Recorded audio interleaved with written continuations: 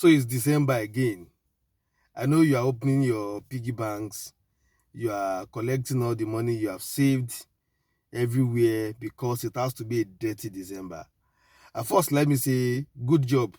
I mean, lot could not even save anything, not because they don't want to, but by obvious reason, judging by obvious reasons, the fact that you are able to save, collect your flowers, you deserve it. You've done a very great job that more than more than half of us might not just be able to do. But beyond the saving, I know you are breaking the piggy banks, getting those money. December must be loud. December must be dirty. um, but then let me quickly say this. You've saved the money, you've done everything you've done. But then this year of many years have made it more obvious to us that truly speaking, savers are losers. Hold that thought a little bit.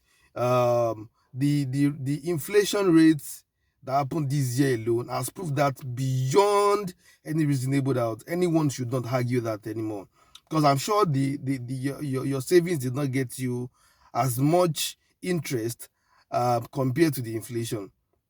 And so, to now put insult on the injury, you are now about to spend all of the money saved on dirty December, which is totally fine by me, because you deserve a good life, and then I have no right to tell you how to spend your money. You understand? But then I'm just saying this. I'm making this video so that you can prepare with a better mindset for 2025.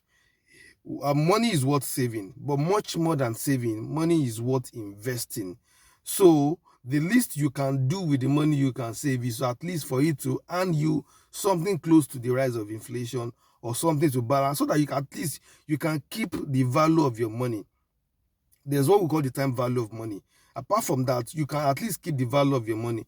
We all know that what a billionaire will buy January 2024, in 2020, December 2024, you will need at least 1.5, or if not more. Let's not even go to food, because I think the inflation of food is even higher. But let's not even go to food, food and energy and all of that. But then, so what is the right thing to do going into 2025? As you save, find something that has little or no risk at all to put your money into. First, to keep the money safe from you. Secondly, to keep the time value of money by making sure there's something being generated on that money. You understand?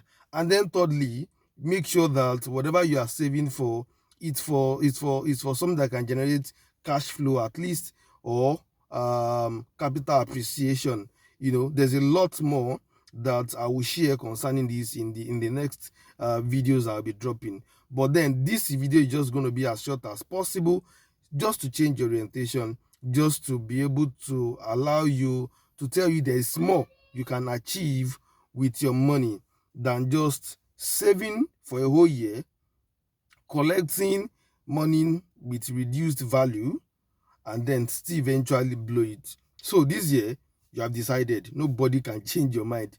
Go spend your money. But of course, it's going to be a dirty December. But please put in mind, January is 1 year on its own. And then put that in perspective, and then prepare yourself for January, so that you don't start flagging fake friend in January. You understand what I mean, right? So see you very soon. And then